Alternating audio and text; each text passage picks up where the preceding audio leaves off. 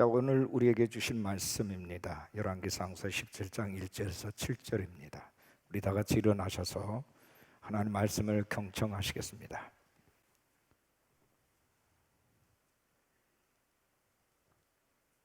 오디오 나와요. 오디오.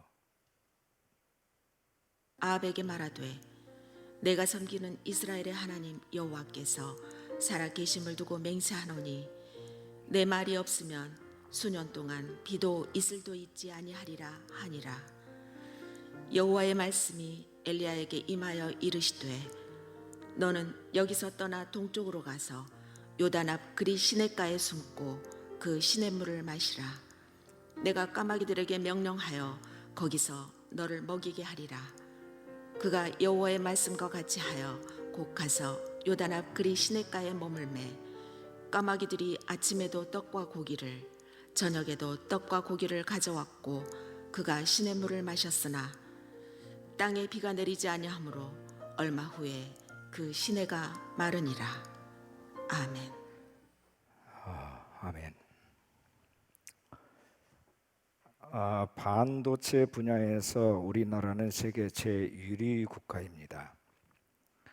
반도체 생산 공장에 가서 보면 일하신 분들 모두가 온몸을 가리는 방진 작업복을 입고 작업하는 것을 볼 수 있습니다.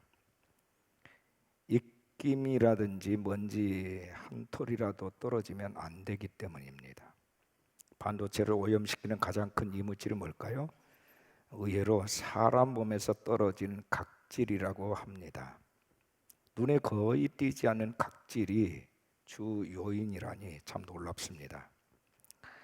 사람의 몸은 아무런 변화가 없는 것처럼 보이지만은 이렇게 세포가 끝없이 죽어서 각질이 되어 먼지처럼 떨어지고 떨어진 그 자리에서 다시 새로운 세포가 생성이 되는 겁니다. 사람들은 이렇게 약 5년을 주기로 몸의 온 세포가 완전하게 새로운 세포로 바뀌는 과정을 거치는 겁니다.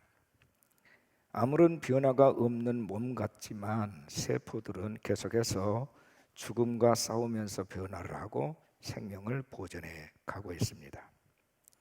이것은 우리 신앙도 마찬가지입니다. 아무런 변화가 없어 보이는 것 같지만 정말 변화가 없으면 그 사람은 영혼은 죽은 것이나 다름없겠지요. 그리스도인 중에는 마음의 평안 때문에 신앙을 갖는다라고 말하는 사람들이 의외로 많습니다. 평안한 삶, 대접받는 삶을 원한다는 거죠. 그러나 진정한 신앙생활은 이 세상의 악과 싸우는 거룩한 전쟁인 것입니다. 평안한만을 추구하고 가만히 묵상하는 정도라면 다 죽을 수밖에 없는 거죠. 깨어 있어야 하고 온갖 악과 죄의 유혹과 싸워야 하고 계속 변화해야 되고 계속 성숙해져 가야 하는 것입니다. 우리의 삶에는 오직 두 길만 있을 뿐입니다. 하나는 죄의 굴복에서 끌려갈 것인가, 또 하나는 거룩한 싸움을 계속하며 하나님의 보호하심을 체험할 것인가 하는 두 갈래의 문제입니다. 오늘 본문 배경은 이스라엘이 남과 북으로 분열된 이후에 왕들의 타락으로 말미암아 북쪽 지역 이스라엘은 온통 죄악의 소굴이 되어버리고 말았습니다. 이스라엘 전 지역이 우상의 전당이 되었고 음란함이 극에 달했습니다. 그야말로 최악의 상태였습니다. 여호와 하나님이라는 거룩한 그 이름이 사람들의 기억 속에서 영영 사라지는 듯 했습니다. 하지만 하나님은 이러한 상황을 결코 방관하지 않으셨고 그래서 하나님의 일을 시행하시기로 작정하십니다. 그 일을 위해서 선지자 엘리야를 부르셨습니다.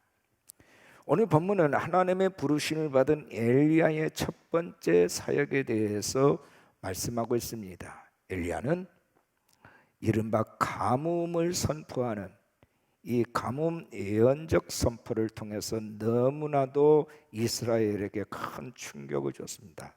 어찌 보면 생뚱맞기도 합니다.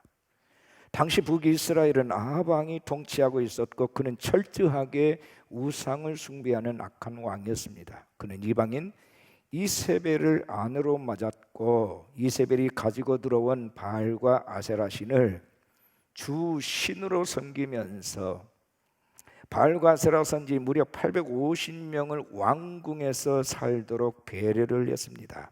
어느 누구도 이렇게 하나님을 버리고 바알과 아세라 섬기는 아합의 죄를 지적하는 사람이 없었습니다. 백성들조차도 하나님을 버리고 왕의 명대로 바알과 아세라를 섬기기 시작했습니다. 하나님의 선지자들은 추방을 당하거나 죽임을 당했고 백성들조차도 하나님을 떠나는 그 시대에 바로 이 엘리야 선지자가 아합 정권을 향해서 하나님의 말씀을 강하게 선포한 것입니다. 그 첫 번째 선포 내용이 아주 충격적입니다. 내가 섬기는 이스라엘 하나님 여호와께서 살아계심을 두고 맹세하노니 내 말이 없으면 수년 동안 비도 이슬도 있지 아니하리라. 여호와 이름으로 당대 최고의 권력자 앞에서 가뭄 재앙을 선포하는 이 엘리야의 행동은 당돌하다 못해서 무모하게까지 보이는 모습입니다. 아까 그를 추종하는 권세자들은 엘리야의 선포가 한 초란 촌놈의 행설수설 정도로 생각을 했을 것입니다. 하지만 하나님은 당신의 뜻에 따라서 그 엘리야를 들어서 쓰시는 위대한 능력의 하나님이 되심을 보여주셨습니다. 자, 오늘 제목입니다. 우리 따라하겠습니다. 하나님의 사람 엘리야.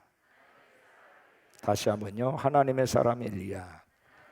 저는 오늘 세 가지를 말씀드릴 겁니다. 첫째는 엘리야의 예언적 선포입니다. 선포. 엘리야의 선포. 본문 1절과 2절을 보면 길르앗에 우거하는 자 중에 디셉 사람 엘리야가 아합에게 말하되 내가 섬기는 이스라엘의 하나님 여호와께서 살아계심을 두고 맹세하노니 내 말이 없으면 수년 동안 비도 이슬도 있지 아니하리라 하니라. 여호와의 말씀이 엘리야에게 임하여 이르시되, 이렇게 되어 있습니다. 엘리야 그는 누구입니까?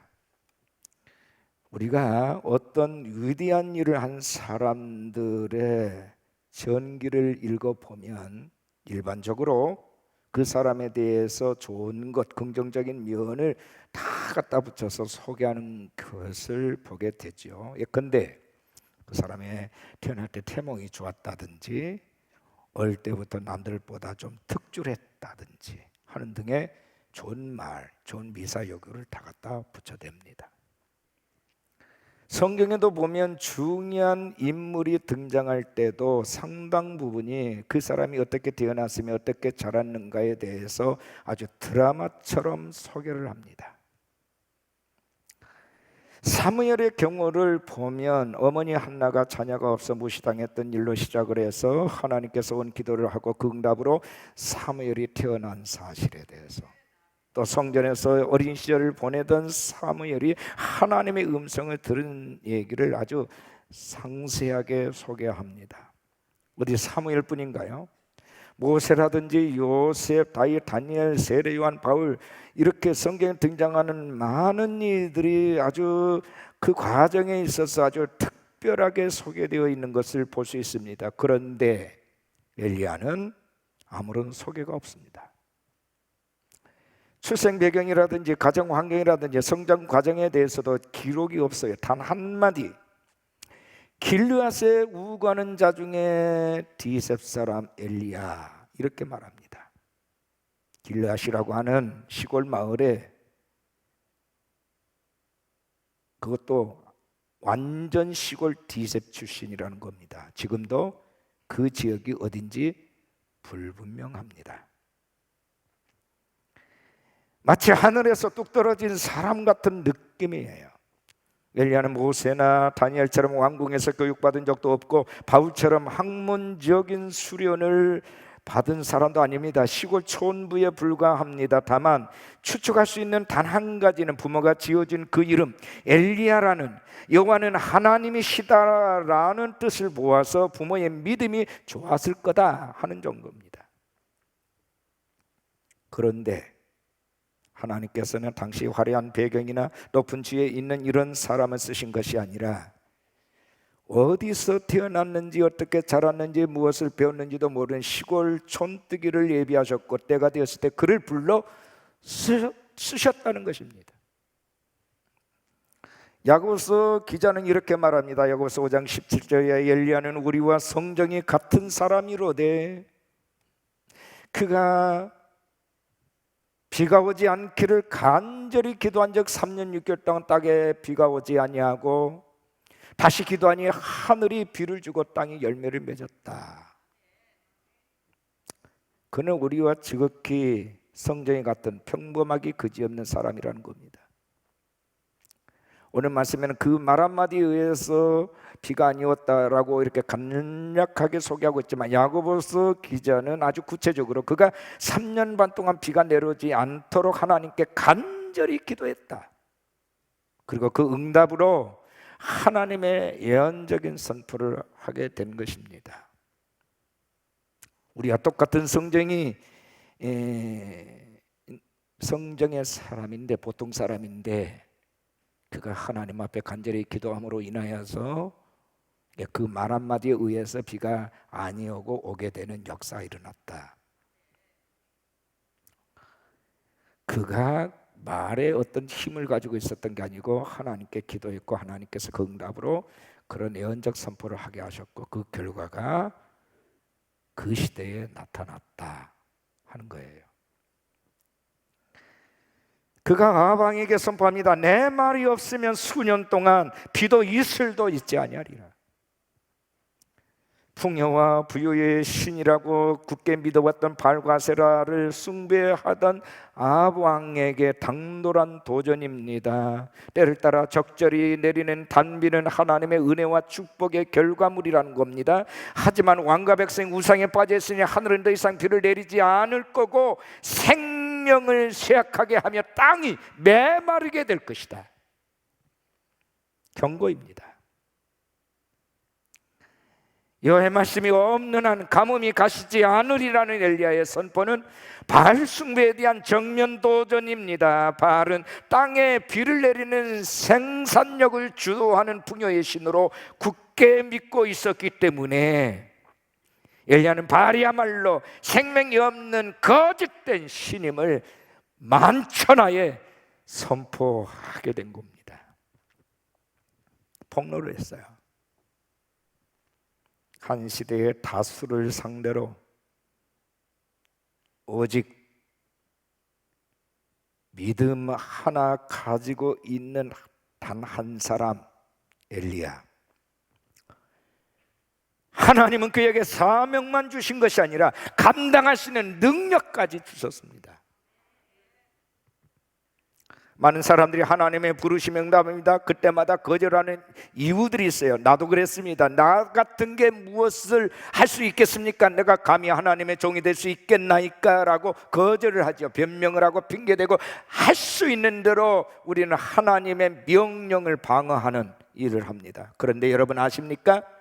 그 명령권자 그렇게 불러주신 분이 전능하신 분이라면 그 일을 하게 하신 분도 그분 아니겠습니까? 그런데 우리는 거기까지 가지를 못하는 거예요. 마가복음 11장의 무화과 나무 저주 사건을 통해서 하나님이 가르치는 믿음의 원리가 있습니다. 마가복음 11장 22절에 예수께서 그들에게 대답하여 이르시되, 무화과 나무가 저주한 사건에 대해서 질문한 제자들에게 말씀하실 말씀이에요. 하나님을 믿어라. 첫 번째, 하나님을 믿어라. 두 번째는 누구든지 이 산더러 들려 바다에 던져지라 하며 그 말하는 것이 이루어질 줄 믿고 그 마음에 의심하지 아니하면 그대로 되리라. 말한 대로 되리라. 믿음으로 선포하면 선포한 대로 되리라.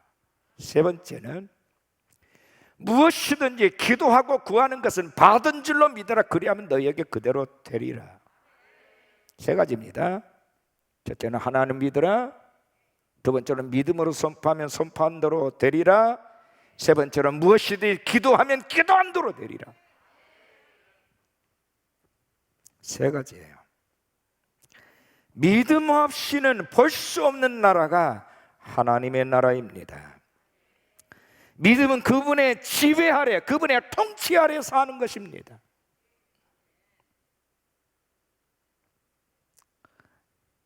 나의 능력과 나의 지식과 나의 경험과 나의 전문성으로 사는 세계가 아니에요. 요한일서 5장 4절에 무릇 하나님께로부터 난 자마다 세상을 이기느니라. 세상을 이기는 승리는 이것이니 우리의 믿음이니라. 넘어질 때 변명하지 마십시오. 범죄할 때 정당화하거나 합리화하지 마십시오. 잘못했을 때 책임을 회피하거나 패배주의에 갇혀 신세 타령하지 마십시오. 나를 사랑하사 나를 위해서 자기 자신을 주신 하나님의 아들을 믿는 믿음으로 십자가 밑에 나아가 아픈 마음으로 죄를 회개하고 고백하면 우리를 위해서 십자가에 달리신 예수님께서 그의 피로 깨끗하게 씻어주시고 위로해 주시고 힘을 더하여 주실 것입니다. 이것을 믿어야 되는 거예요.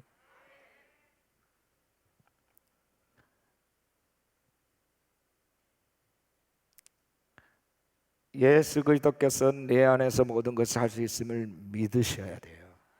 내 힘이 아닙니다. 그분의 힘이에요.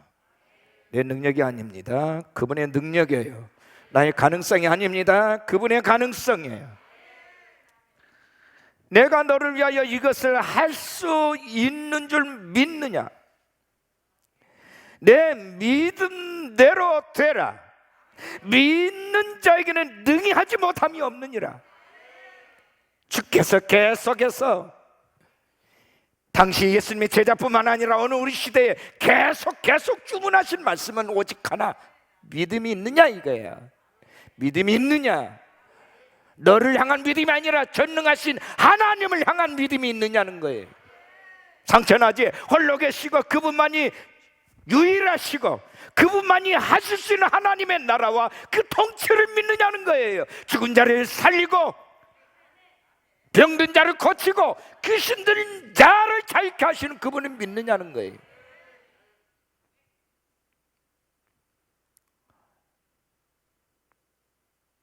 코로나 바이러스 같은 이런 전염병을 주시는 분이 그분이시라면 이 또한 고치신 분도 그분임을 믿느냐는 거예요.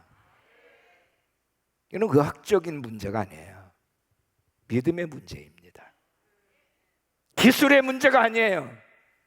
믿음의 문제였다. 아마 여러분 가운데 의사들이 많이 계세요. 근데 의사가 가지고 있는 어떤 의학적인 기술이나 어떤 정보나 치유의 원리들이 모든 사람을 다 고치고 모든 사람을 살리는 게 아니에요. 아시잖아요. 우리의 생명의 주는 오직 우리 주 예수 그리스도 뿐이십니다. 두 번째 교훈은 그리시네가의 안식입니다. 본문 3절 말씀에 너는 여기서 떠나 동쪽으로 가서 요단 앞 그리시네가에 숨고라고 말합니다. 엘리야는 아합 왕에게 그의 말 한마디에 의해서 비가 내리지 않을 거란 폭탄 선언을 하고 요단 앞 그리시네가에 숨으라고 명령하신 하나님의 지시에 따라서 가서 숨습니다.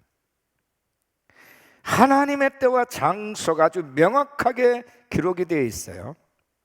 그릿은 분리와 단절이라는 의미를 가진 단어입니다. 그러니까 이 시내는 어떤 지역을 구분하는 경계선 구시를 했을 것입니다. 그리시네가는 요단 동편 길르앗의 동굴지대에 있는 시내 중에 하나입니다. 하나님은 그곳에 가서 엘리야에게 숨으라고 말씀하십니다. 숨고, 이 단어는 어떤 위급한 상황 속에서 피하고 감추라는 의미의 단어예요. 엘리야의 심판 선언이 있은 후에 아합과 그의 부인 이세벨의 즉각적인 위협이 있었음을 짐작할 수는 있어요. 근데 여러분, 다만 이것 때문에 숨으라 했을까요? 엘리야는 자신의 선포한 말씀 때문에 오히려 숨어 지내야 했습니다. 내 말이 없으면 이라고 당당하게 선포했던 선자의 모습은 어디로 가고 갑자기 숨어버립니다. 정말 비겁하게 보이는 모습 아닐까요? 당당하게 말씀을 선포했으면 그까지 대적자들에게 폼나게 맞서야 할 터인데 하나님은 엘리야에게 떠나서 숨으라고 말씀하십니다. 그것도 네가 숨어있는 동안에 율법에서 부정한 죄로 취급을 하는 까마귀를 통해서 너를 먹여주겠다. 하나님은 확신과 말씀의 사람 엘리야를 시냇가에 숨게 하셨고 부정한 죄를 통해서 생명을 연명하도록 내가 너를 도와주겠다는 말씀을 하십니다. 이 모습이, 이 조화가 좀 놀라운 일이기는 하지만 엘리야의 담대한 선포에 비하면 어찌 보면 그렇게 숨고 있는 모습이 초라하게 보이는 모습이에요. 왜 떠나고 왜 숨어야 합니까? 궁금하지 않습니까? 3년 6개월씩이나 지나야 하고 18장에서 이루실 갈매산의 기적을 앞당겨서 지금 행하시면 안 될까요? 그러나 여러분 아십니까? 숨어야 한다는 이 말씀을 하나님의 능력과 관련지어서 해석하면 안 됩니다. 하나님이 능력이 없어서 숨으란 게 아니에요. 그러나 하나님과 관련된 문제가 아니라 숨어야 되는 엘리야와 관련된 문제입니다. 숨어 지내는 시간이 필요한 것은 하나님이 아니라 엘리야였어요. 다시 말하자면 하나님이 숨으라는 그 말씀, 나가서 선포하라는 그 말씀, 뭐라고 말씀하시든지 그 말씀대로 순종하는 자리에서 하나님의 때를 기다리라는 거예요.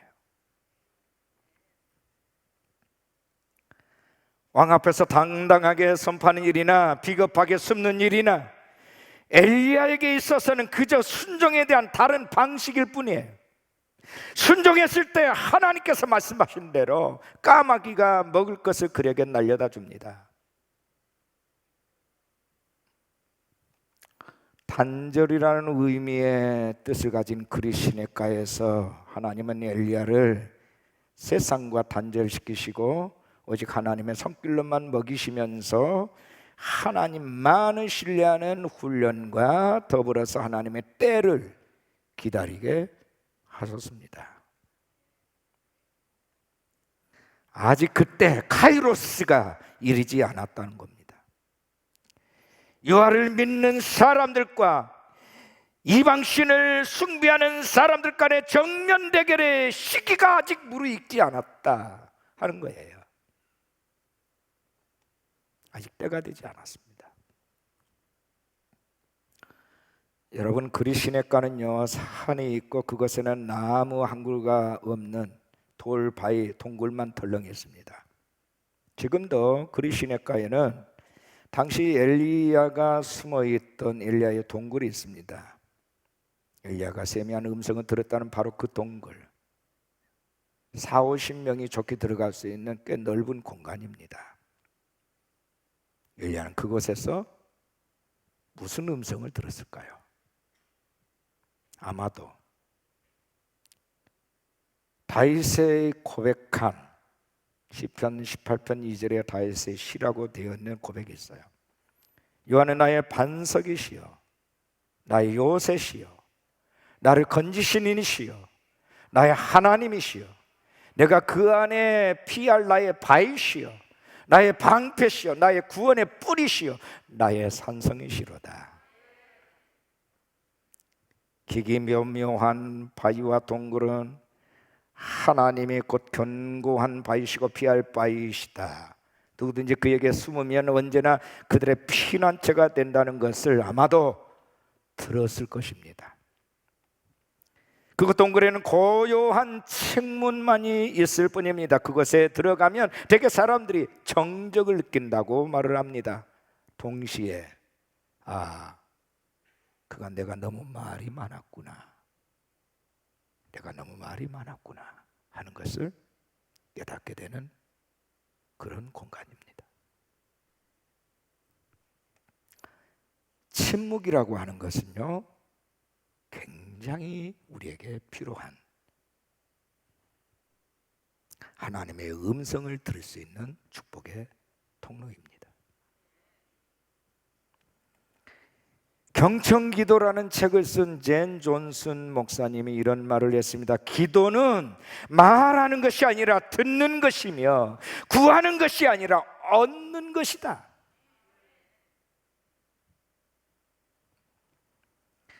우리가 어디서든 마음만 열 수만 있다면 하나님의 음성은 언제나 들려지게 돼 있어요. 마음만 열면 어디서나 들을 수 있어요. 그리시네가는 하나님이 마련하신 최고의 피난처고 쉼터고 재충전할 수 있는 거룩한 곳입니다. 쉼이라고 하는 것도 하나님의 교육 과정이고 선물입니다. 인간을 깊이 배려하시는 하나님의 깊은 사랑을 느끼고 발견하게 하는 거기에 쉼이 있고 안식이 있습니다. 시편 46편 1절에 하나님은 우리의 피난처시요 힘이시니 환난 중에 만날 큰 도움이시라. 환난 중에 만날 큰 도움이시라.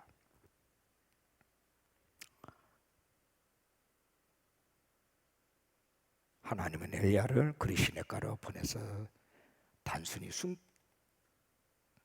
숨고만 있게 하신 것이 아니라 그 시간에 하나님을 깊이 만날 수 있는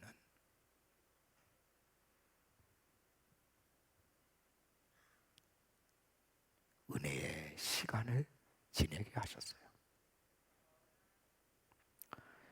세 번째는 하나님의 공급입니다. 하나님의 공급. 본문 4절 이하의 말씀을 다시 주목하십시오. 그 시냇물을 마시라 내가 까마귀들에게 명령하여 거기서 너를 먹이게 하리라. 그가 여호와의 말씀과 같이 하여 곧 가서 요단 앞 그리 시냇가에 머물매 까마귀들이 아침에도 떡과 고기를 저녁에도 떡과 고기를 가져왔고 그가 시냇물을 마셨으나 땅에 비가 내리지 아니하므로 얼마 후에 그 시내가 마르니라. 이렇게 되어 있습니다. 엘리야의 예언적 선포 후에 잠적해버린 이 사실을 얻고 사람들은 아마도 엘리야를 비웃었을 것입니다. 말을 했으면 당당히 맞서야지 왜 숨느냐, 아주 비겁한 사람 아니냐. 그러나 엘리야는 하나님 명령대로 즉각 피신을 했고 그것을 수치로 여기지 아니했습니다. 엘리야는 사람들의 취향과 요구에 연합하여 영웅이 되기보다는 자신을 잊어버린 듯이 하나님의 명령에 복종하는 것만이 유일하게 자신이 존재하는 방식이라는 사실을 알았습니다.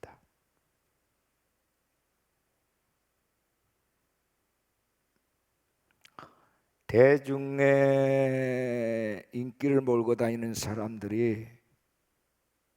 대중들이 그 앞에서 사라질 때 한없이 절망하지요.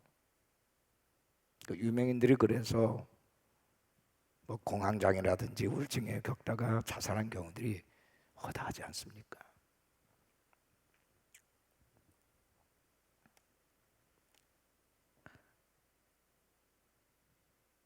그리 시냇가는 어떤 장소만의 의미가 아니에요. 하나님을 독대하는 지성소요, 하나님을 예배하는 성소입니다. 나를 결코 떠나지 아니하시고 늘 함께 하시는 임마누엘의 하나님을 일대일로 체험할 수 있는 유일한 공간이 그리시네가예요.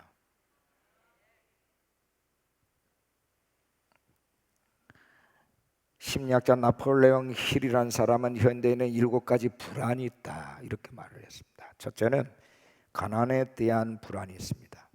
경제적으로 불안정할 때 사람들은 불안해합니다. 둘째는 명예에 대한 불안. 내가 가지고 있는 이 명예, 이 위치, 이 자리를 빼앗기게 될까 하는 불안이 있습니다. 셋째는 질병에 대한 불안이 있습니다. 건강을 잃어버리지는 않을까. 넷째는 시련에 대한 불안이 있으나 사랑을 잃어버릴까 봐 하는 불안입니다. 다섯째는 노쇠에 대한 불안. 내가 이렇게 늙다가 힘없는 사람이 되어서 누구도 나를 기억하지 않는 천덕꾸리가 되지는 않을까에 대한 불안. 여섯째는 자유상실에 대한 불안. 끊임없이 자유를 갈망하는 인간이 그걸 잃어버릴까 봐. 그리고 마지막 7번째는 죽음에 대한 불안이 있습니다.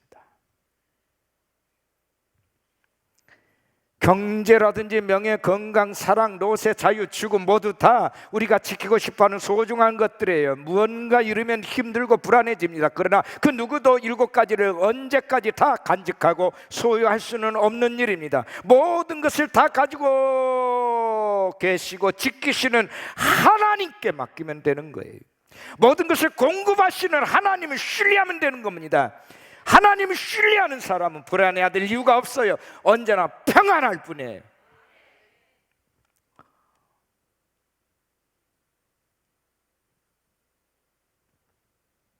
지금 우리 주변에 일어나고 있는 어떤 사건이나 형편이나 문제가 아닙니다. 이런 것 때문에 휘둘리고 이것 때문에 공포와 두려움에 떠는 우리 자신, 내 안에 나의 진정한 평화의 왕이시고 진짜 내 삶의 주체자이시고 나를 가장 안전케 하시는 피난처의 반석이신 하나님을 잃어버림으로 인하여서 얻게 된 두려움, 불안, 이게 문제입니다.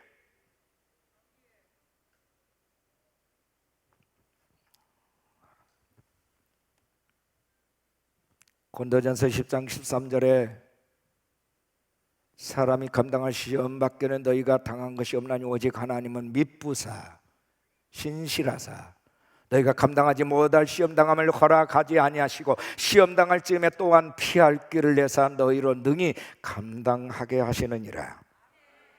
로마서 8장 35절 이하에 누가 우리를 그리스도의 사랑에서 끊으리요? 환난이나 공고나 박해나 기근이나 적시나 위험이나 칼이랴. 그러나 이 모든 일에 우리를 사랑하신 이로 말미암아 우리가 넉넉히 이기느니라. 내가 확신하노니 사망이나 생명이나 천사들이나 권세자들이나 현재일이나 장래일이나 능력이나 높음이나 깊음이나 다른 어떤 피조물이라도 우리를 우리 주 그리스도 예수 안에 있는 하나님의 사랑에서 끊을 수 없으리라.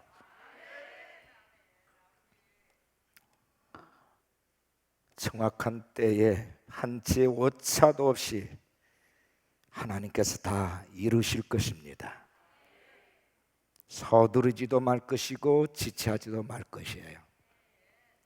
우리의 영원한 피난처 되시는 하나님께서 우리 모두를 안전과 쉼과 회복이 있는 그리스도가로 인도하시기를 축원합니다. 까마귀들이 아침과 저녁으로 떡과 고기를 가져왔습니다. 까마귀를 의심하는 아합의 군사들은 아무도 없었어요. 까마귀는 시체와 썩은 것들을 즐겨 먹는 날짐승입니다. 하나님은 누구도 주목하거나 경계하지 않는 부정한 짐승 까마귀를 통해서 아침과 저녁으로 엘리야를 먹이셨다는 게 놀랍습니다. 여호와 신앙의 열의가 대단했던 엘리야의 눈에는 우상에 빠져있는 이스라엘 모습이 마치 썩은 시체를 뜯어먹는 까마귀들처럼 전혀 가망이 없는 모습으로 비춰졌을 것입니다. 그러나 왜 선지자들이 있어야 되는 겁니까? 바로 그들을 위해서 있는 게 선지자입니다. 까마귀가 하나님의 선한 도가 되어 쓰임받는 것처럼 까마귀 같은 이스라엘도 여호와의 강건적인 은초로 말미암아 장차 그렇게 변화될 것입니다.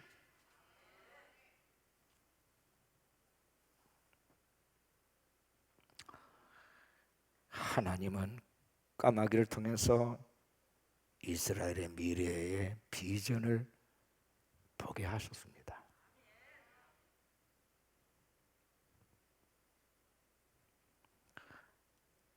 허드슨 테일러라고 하는 선교사 잘 아시죠? 희생과 겸손으로 중국 선교의 문을 연 분이에요. 그는 위대한 선교사일 뿐만 아니라 십자가를 깊이 체험한 사람으로도 유명합니다. 하지만 그 역시 처음부터 완성된 하나님의 일꾼은 아니었어요. 그는 예수님을 깊이 체험하기 전부터 많은 사람에게 존경받는 성공적인 사역자였습니다. 하지만 그에게는 남들에게 말할 수 없는 그만의 깊은 고뇌가 있었습니다. 그는 날마다 심한 영적 빈곤과 고통 속에서 자신 안에 있는 죄와 투쟁하면서 번민하기를 계속해야 했습니다. 주님을 본받으려는 끊임없는 분투적 노력이 있었지만 항상 원점으로 되돌아오는 그 자신이 너무나도 한심스러웠습니다. 그러던 어느 날 그의 친구 메카시라는 사람의 서신을 통해서 그가 십자가의 진리에 눈을 뜨게 되고 그 인생의 분수령이 되는 회개를 경험하게 됐습니다. 주위에 있는 모든 사람들이 의식할 정도로 극적인 변화였습니다. 당시 그를 지켜본 어느 한 사람은 이렇게 얘기를 했습니다. 그는 진정 밝고 행복한 그리스도인이 되었습니다. 오랜 시간 그는 영혼의 안식을 경험하지 못하고 힘들어했습니다. 그러나 이제 그는 예수님 안에서 참 안식을 얻었습니다. 예수님이 그의 모든 것을 변화시키셨습니다. 이제는 그가 설교할 때마다 그에게서 생명수가 흘러나와 사람들의 마음을 적시는 것을 보고 있습니다. 알아요. 사람들은 저 메신저가 그 안에 평안이 있는 사람인지 행복이 있는 사람인지를 다 알아요. 숨길 수 없습니다.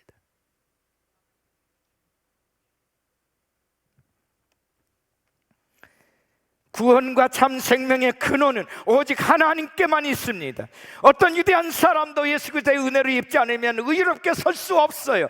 예수님을 깊이 만나 새롭게 태어난 사람만이 부활의 기쁨과 능력이 솟아나는 사역을 할 수 있습니다.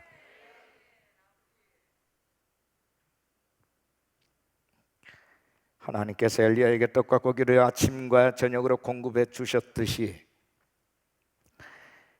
하나님의 사람들에게는 오직 하나님만이 공급해 주시는 하늘 양식이 있습니다. 하나님이 주시는 모든 것은 선하고 아름답습니다. 하나님의 은혜를 받으면 삶과 언어와 얼굴과 인생관과 대인 관계가 달라집니다. 하나님의 공급은 언제나 풍성하고 다양하고 유익한 것들이기 때문에 앞으로도 까마귀를 통해서 하나님은 그리 시냇가로 저와 여러분을 인도하시고 우리에게 필요한 모든 것들을 공급해 주실 줄로 믿습니다. 사명과 피난처와 공급자 되신 하나님을 절대적으로 신뢰하고 순종하는 충성하는 이 시대의 엘리야가 되시기를 축원합니다. 지금까지 여러분들이 어떻게 살아왔는지, 사람들에게 어떻게 비추어졌는지, 그건 내가 정의를 내리는 게 아니에요. 전능하신 하나님께서 코로나 바이러스 같은 이 난리를 통해 우리에게 주신 메시지가 있습니다. 너희들이 신뢰하는 것은 누구냐? 너희들이 신뢰하는 것은 무엇이냐? 무엇 때문에 너희들이 불안해하느냐? 무엇이 너희들의 인생을 공포에 떨게 하고 우울하게 하느냐? 시대의 조리에 맞춰서 많은 사람들이 불안해하고 많은 사람이 힘들어하고 하는 그 어떤 메시지 때문이냐, 아니면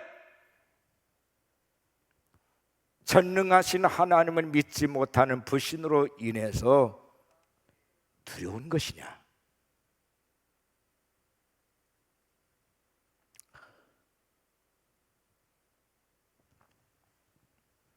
어느 지자체 단체장이 종교 집회를 금하는 행정명령을 내리고자 한다는 여론 몰이를 하는 뉴스를 보면서, 야, 이게 이제 올 게 오는구나. 우리에게는 신앙의 자유가 있어요. 헌법으로 보장된 자유입니다. 어느 누구도 집회, 결사의 자유를 막을 수가 없어요. 어느 누구도 하나님을 추월할 수 없습니다.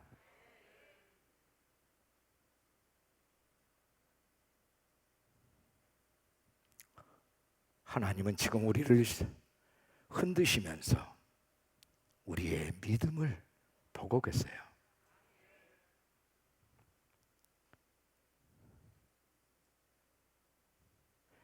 코로나 바이러스 같은 그 따위가 우리를 두렵게 할 수는 없습니다. 설사 그것에 우리가 걸려서 죽는다 할지라도 우리는 죽지 않습니다. 왜요? 예수님이 그러셨거든요. 나를 믿는 자는 죽어도 살겠고 살아서 나를 믿는 자는 영원히 죽지 아니하리라. 믿으십니까? 믿으십니까? 어떤 교주를 믿는 게 아니에요.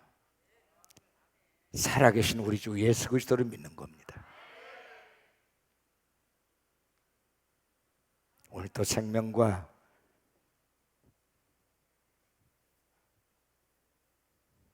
진리 되신 주님 앞에 믿음으로 정렬하시기를 주 이름으로 축원합니다.